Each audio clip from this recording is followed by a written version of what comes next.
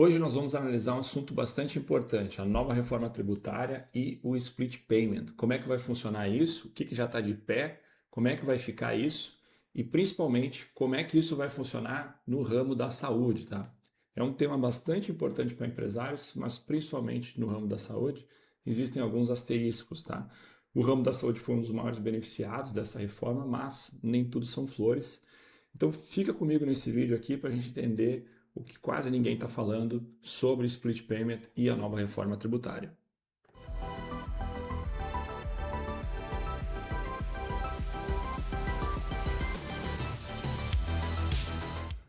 Olá a todos, meu nome é Marcos Miller, eu sou economista-chefe da Ascenda Wealth e esse é o canal EconoPapers. Para a gente começar a conversar aqui, eu quero trazer algumas informações importantes, né? Nós vamos falar sobre o IVA, o IBS, o CBS, split payment, enfim, em outros termos. E, como já é de praxe, vamos começar analisando aqui um pouco das nossas telas. E as primeiras questões aqui que eu quero balizar com vocês são as palavras-chave aqui do nosso texto, do nosso vídeo, tá? Eu quero que vocês entendam aqui o que é IVA, IBS, o CBS, o crédito, marquem essa palavra aqui, tá, pessoal? E split payment, tá? IVA, pessoal, é basicamente, literalmente, o imposto agregado. No mundo todo, os impostos, eles são mais simplificados. Eles têm um valor, um imposto sobre o valor agregado, que é uma taxa que vai incidindo sobre o valor que é agregado em cima do produto durante a cadeia de produção. Beleza? Então, no Brasil isso é uma colcha de retalhos, né? A gente tem o PIS, o COFINS, o ISS, enfim, vários impostos ali que fazem uma colcha de retalho de impostos. A nova reforma tributária ela visa simplificar isso e criar finalmente o nosso próprio IVA, tá? Só que o nosso IVA já começa um pouquinho diferente. Ele é composto por dois IVAs, digamos assim, que é o IBS e o CBS. É basicamente o IVA do governo federal e o IBS e o IVA dos estados e municípios, tá? Então, o CBS do governo federal e o IBS dos estados e municípios, tá? Então, só para a gente balizar esses conceitos. Crédito, pessoal, vai ser nesse vídeo aqui, o propósito dessa palavra é importante, né? É o desconto que você vai ter para cada insumo tributado, você vai descontando, né, o que já foi pago de imposto para não ter bitributação. Então você tem uma cadeia industrial lá onde, deixa eu até dar um zoom aqui maior, você tem uma cadeia industrial lá onde você vai tendo os insumos, né, desde o início da cadeia sendo tributados, você vai descontando isso ao longo da cadeia de valor, tá? E, finalmente, aqui o último termo, o split payment, tá? Que é o imposto que vai ser separado, tá? É um sistema que vai separar o imposto de uma vez lá no início da operação. Então, já na venda, você vai ter um imposto separado. Eu vou mostrar um pouquinho mais de tudo isso aqui, tá? Primeiramente, a todos aqui, eu quero que vocês tenham a noção de que isso não é uma proposta, tá? Isso tudo já está estabelecido, vai acontecer, tá? Então, a Receita Federal, inclusive, publicou, né, no dia 3 de junho, recentemente, né? Hoje estamos gravando aqui no dia 31/7/2026, publicou lá no Diário Oficial da União, dia 3 de junho, a documentação de como vai funcionar o split payment e tal, né? A reforma tributária também já está firmada, né? Ela já começa a acontecer esse ano, inclusive, uns pedaços dela, né? E vai se aprofundando ao longo dos anos, tá? Mas o split payment não é uma proposta, ele vai acontecer, tá? Uma coisa interessante, pessoal, aqui na lei 214, no artigo 18, a gente tem aqui as definições das alíquotas, tá? E a gente tem aqui, de certa forma, um certo bom sinal, assim, que tem vários sites aqui especializados falando sobre o teto das alíquotas, tá? Então, a ideia é que você não pague mais do que 26,5% de imposto, né? Seria a soma total da carga de impostos no consumo, né? Lembrando que a gente tem esses impostos, né? IBS e o CBS são impostos sobre consumo, né? Diferente do imposto de renda, que é um outro imposto ainda que a gente tem a pagar, tá? Então, basicamente, ó, como eu falei antes, CBS vai substituir PIS/COFINS, IBS substitui o ICMS e o ISS, tá? Com uma carga máxima aí definida pelo Senado, tá? Então isso é importante também, tá? A lei complementar ela fixa algumas coisas importantes, estabelece que essas alíquotas não devem exercer 26,5%, né? E esse teto foi definido dentro desse padrão, tá? Outro site aqui mostrando a mesma coisa, né? O setor médico. Esse aqui é o site do setor médico, site de setor médico também, tá? Então, assim, a gente tem uma previsibilidade de 26%, 26,5% de imposto ao máximo que vai ser pago aí dentro dessas duas alíquotas em conjunto, tá? Lembrando que isso é definido aqui pelo Senado, tá? Então, isso pode acabar mudando, né? Se audiências públicas do Senado forem alterando isso. Então, já começa aí uma informação importante, né? A gente tem que começar a aprender a votar em todos os candidatos, né? Não só pensar no presidente, mas cada vez mais a gente tem que entender quem lembrar, né? E cobrar quem a gente votou para deputado, senador, etc. Beleza, gente? E aí uma coisa que eu trouxe no início do vídeo, na introdução, tá? O setor de saúde ele vai ser um dos maiores beneficiados de toda essa reforma, tá? De acordo com o anexo 10 daquela lei 214, tá? Que é de 2025, a lei complementar, que ele garante uma redução de até 60% nas alíquotas de IBS e CBS, tá? O que significa, pessoal, que na prática a gente vai acabar pagando, o setor de saúde vai acabar pagando 10,6%, 11% de alíquota efetiva, tá? Então, assim, que é um outro site especializado falando sobre isso, né? Redução de 60% nas alíquotas. Então, significa que se a alíquota padrão for na casa dos 28%, algo próximo de 11% de alíquota efetiva, tá? Claro que isso aqui não é, de fato, o que você vai pagar, tá? Isso vai depender da tua estrutura da clínica, a estrutura financeira da clínica. Eu vou mostrar um exemplo, inclusive, mas a alíquota ela vai ser bem diferenciada aqui para a saúde, tá? Ponto importante, tá? Por que tem um asterisco importante aqui, pessoal, que eu quero que vocês entendam? Entende que essa reforma tributária ela foi pensando na indústria, tá? O foco dela é a indústria. Até alguns economistas falam que tem um viés de retomar a industrialização do país que vem se desindustrializando com o tempo, tá? Então, o ponto é, os insumos que são tributados você vai poder creditar. Como eu mostrei lá no início, né, os insumos, a primeira palavra lá, crédito, que eu falei para vocês prestarem atenção, esses insumos a gente vai poder criar um crédito para resgatar, né, pagar menos tributos em cima disso, tá? Só que a folha de pagamento não, tá? A folha de pagamento não gera crédito, a folha de pagamento não vai gerar esse crédito para você se creditar do imposto que você vai pagar, tá? E esse, pessoal, para quem é da área da saúde aí, médico, consultório, clínica, essa é a maior carga, né, de custo de uma clínica, de um consultório, tá?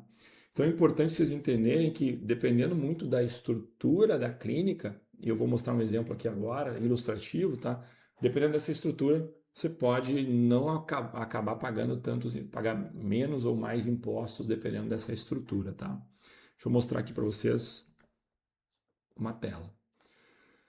Então, imagina aqui que a gente tem duas, vou dar um zoom aqui para todo mundo ver melhor, né? Imagina que a gente tem aí o mesmo faturamento, tá? Com duas clínicas diferentes, tá? As duas faturam 60 mil, elas estão lá com desconto de 60%, essa área da saúde. Mas veja, uma é uma clínica que tem muito insumo, tá? Uma clínica de imagem, laboratório, né? Trabalha com muitos materiais. Pensa que se ela conseguir aí 40 mil de tributos que geram crédito e 20 mil de folha, ela vai ter um crédito a abater muito mais alto que uma outra clínica, tá? Uma clínica mais pesada em folha, uma clínica mais pesada em pessoas, por exemplo, como terapia, psiquiatria ou uma clínica, um consultório mesmo, tá? Pensa que os insumos tributados eles vão ser menores, tá? Porque não vai ter tanto insumo assim e a folha vai pesar um pouco mais, tá? Esse cara aqui vai ter menos crédito para abater, tá? Esse é um exemplo ilustrativo, né? Baseado na 214, tá? Então entenda, pessoal, um pouco dessa estrutura vai fazer muita diferença na hora de você montar ali o teu financeiro e na hora de você tomar os créditos e organizar o pagamento de imposto, tá? Vamos ver um pouquinho mais adiante de outras coisas, tá? Split payment, tá? E aí, por que é importante falar de split payment, tá, pessoal? Split payment, ele vai acabar mudando todo o fluxo de caixa das empresas, tá? Então, além de você ter esse imposto, essa mudança na tributação, a gente vai implementar, o Brasil vai implementar o split payment, que é, basicamente, você vai ter um direcionamento automático dos impostos. Você não vai mais ficar com esse imposto no seu caixa por um tempo, para depois pagar lá, enfim, as DARFs ou as DAS, ou enfim, qualquer documento fiscal que a gente tem que pagar. A gente vai acabar nem recebendo esse valor, tá?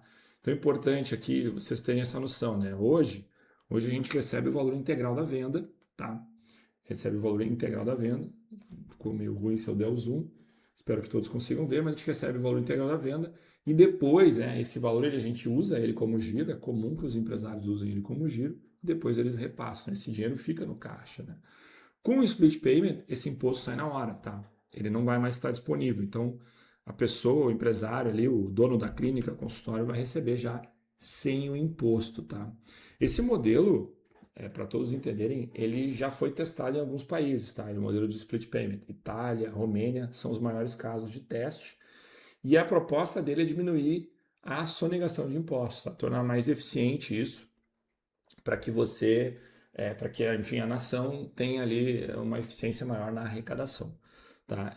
Eu vou mostrar aqui os exemplos do que aconteceu na Itália e na Romênia, tá? Claro, com as diferenças entre Itália, Romênia e Brasil, por exemplo, mas a ideia dele é essa, tá? Ele tornar mais eficiente, mais efetivo essa cobrança dos impostos, tá?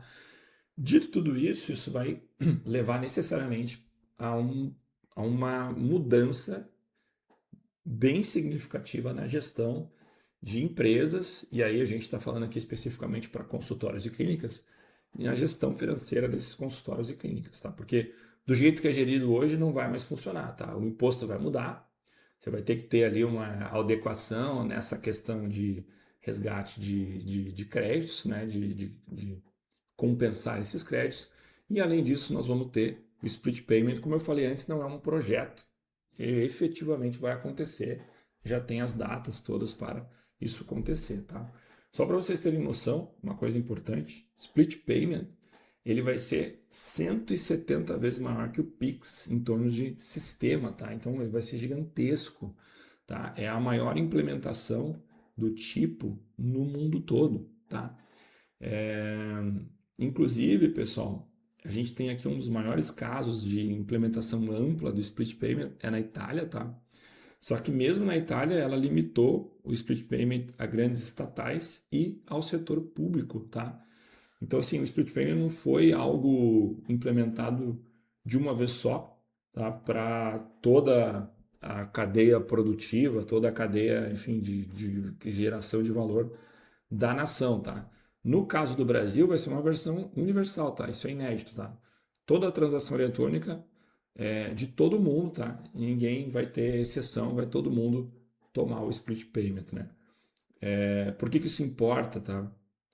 Importa por vários fatores, né? A gente está falando de algo que ainda não foi testado, né? Que tem um potencial sim, eu vou mostrar aqui uns estudos que tem um potencial de diminuir esse gap, né, entre o que o Estado poderia arrecadar se todo mundo pagasse certinho e o que o Estado de fato arrecada.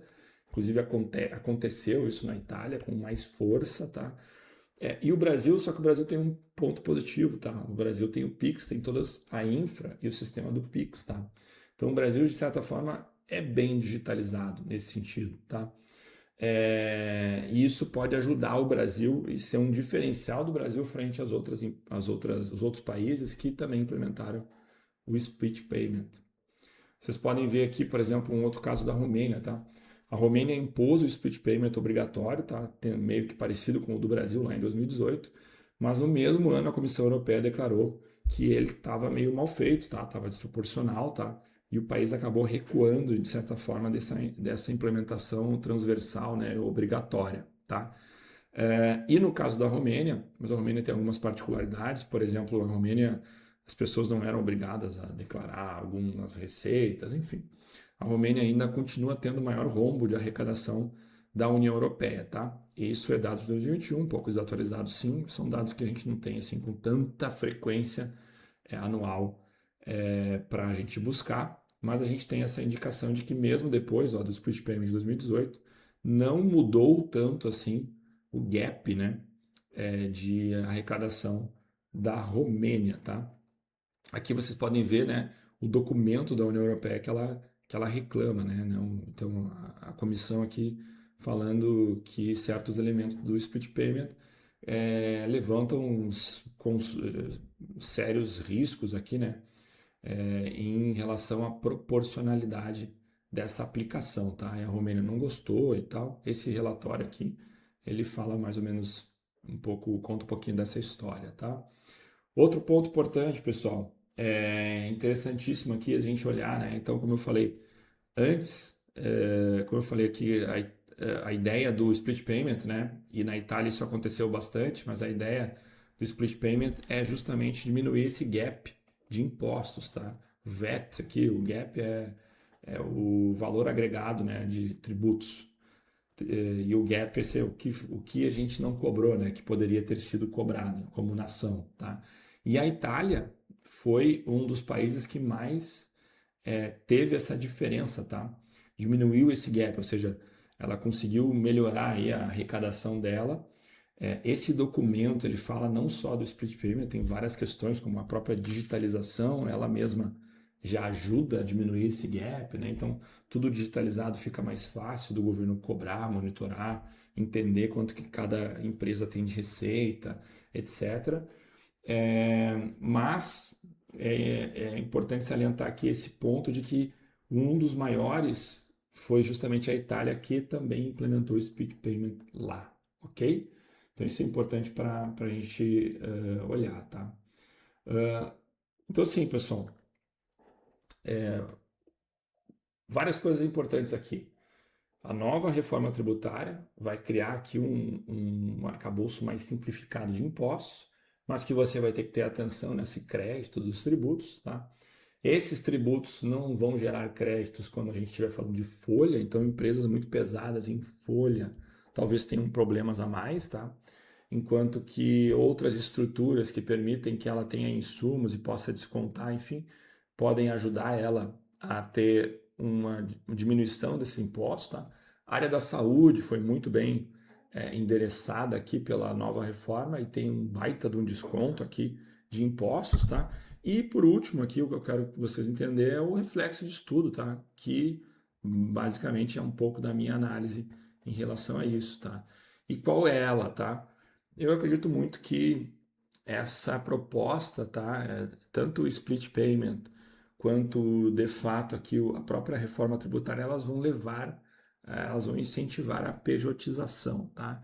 Então é importante também aí para quem é médico, e nós estamos falando aqui mais especificamente da área da saúde, é importante entender também como que você monta essa estrutura PJ, seja você um prestador de serviço para alguma clínica, para algum consultório, seja você o dono ali do consultório, da clínica, como que isso pode conversar melhor com a tua estrutura financeira, com a tua estrutura de investimentos, com a tua estrutura de planejamento familiar e também empresarial, para que você economize impostos, tá? Mas também não fique desamparado, né?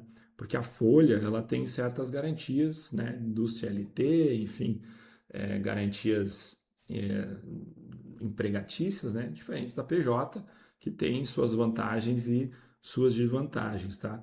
Para o empresário, ela vai poder, dependendo de como for estruturado, gerar créditos, o que gera um incentivo a mais aqui para o empresário trabalhar com PJs embaixo dele ou prestando serviço para ele, tá?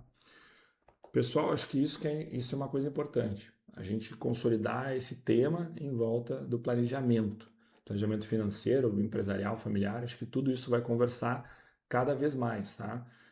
Dividendos serão tributados nessa nova reforma, mas a gente vai poder descontar ali impostos que foram pagos na fontes de outras fontes, né? Por exemplo, você tem lá impostos pagos na fonte nos dividendos e que você recebeu em ações, né?